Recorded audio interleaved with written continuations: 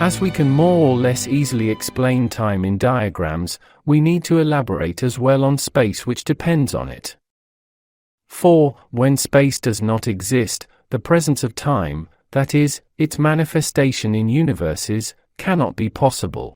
For the flow of original time in the universe to manifest in cosmoses, the concept of space is needed, which is suitable to the structures of those cosmoses. In other words, the explanation of the mechanism of time needs the material milieu and variations of matter. Therefore, unless the concepts of time and space are not joined, neither time nor space can manifest in cosmoses. We will explain this truth later in detail. So, since superficial and perceptual times are distinct from another with great differences, as we explained above, then, spaces belonging to the world, and to the superworld which rigidly depend on time comprehensions, should be as much as different from another. Now, let us explain the space belonging to spherical time.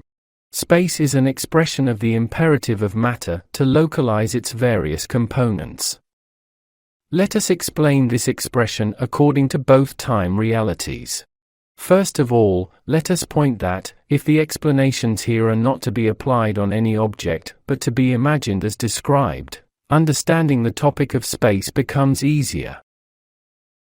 Let us explain first, the space in superficial time. For the periods to occur in superficial time, three conditions must occur. First, a material milieu. This milieu is not the space, in order to establish the passing of flow of time and periods. Second, the motion for the constitution of these periods and for the flow of time. And third, binding of the motion to that milieu, in order to appreciate the occurrence of motion and establishment of the periods. So, this is the space for superficial time. Therefore, after gathering the above conditions together, it is necessary to define and accept superficial time-space as such, in order to establish and appreciate the flow direction of a motion to occur in a spiral direction, and the beginning and ending points of certain periods. The binding of a material milieu to that motion puts into effect superficial time-space. Here, the term of milieu is not a space, it only expresses the non-localized matter components. That is, there are matter components but not their localization, in other words, not their positions, which can be relative to each other. The effectuation of this localization, the constitution of the space entails the binding of those components to a motion, as we have said above. Therefore, time and space are inseparable. This is such an occurrence that, as we will explain further, the manifestations of two great principles, which are connected to the original principle, manifest according to the various cosmoses of universe and adapt those cosmoses, with all of their events, realities and comprehensions, to themselves. In comparison with a body, we express superficial time-space as such, the connection of the motions of the body with matter, and the value of matter in these connections, brings about the whole of space. We will make clear this apparently vague expression with an example. Imagine a stone thrown in the air. First of all, here, there is the motion of stone and there is the period character that can be expressed by the beginning and ending points of this motion. This is the first condition. Afterwards, there is the need for the milieu in the air, which allows the establishment and appreciation of the motion and the period points. This is the second condition.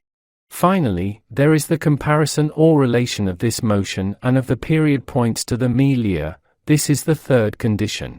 Thus, the stone's motion in the air which manifests through these three conditions puts into effect the space particular to superficial time comprehension.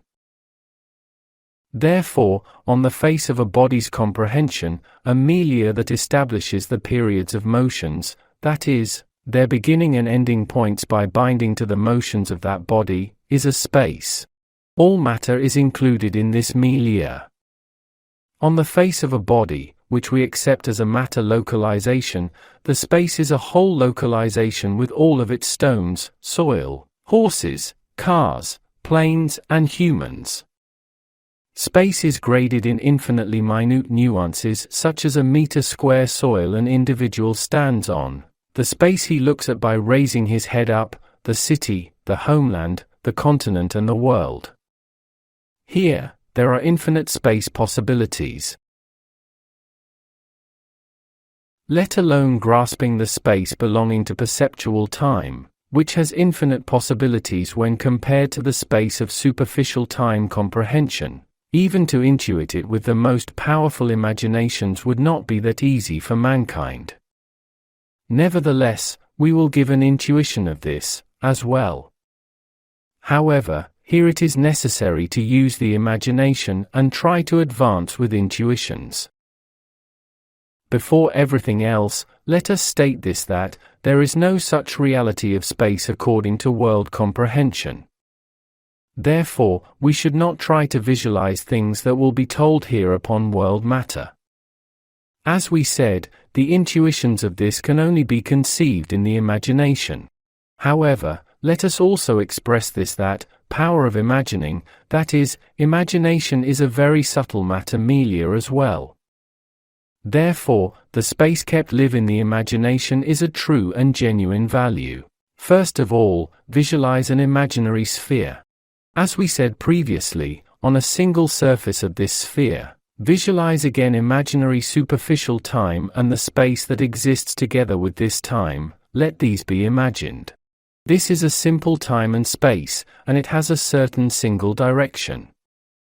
After visualizing this imaginary simple time and space, visualize a similar imaginary second simple time and space, but with a different direction. In this way, providing that they have different directions, let imaginary third, fifth, hundredth, thousandth, millionth and infinite simple times and space be visualized separately. As these are to be visualized in the mind's eye one by one, all of them still remain only as superficial time and space. Their synthesis should be done only by a powerful intuitive activity. For this, let all of these infinite flows of time at infinite directions, and all of these infinite milias establishing and binding these flows, be thought of as a single time and a single space.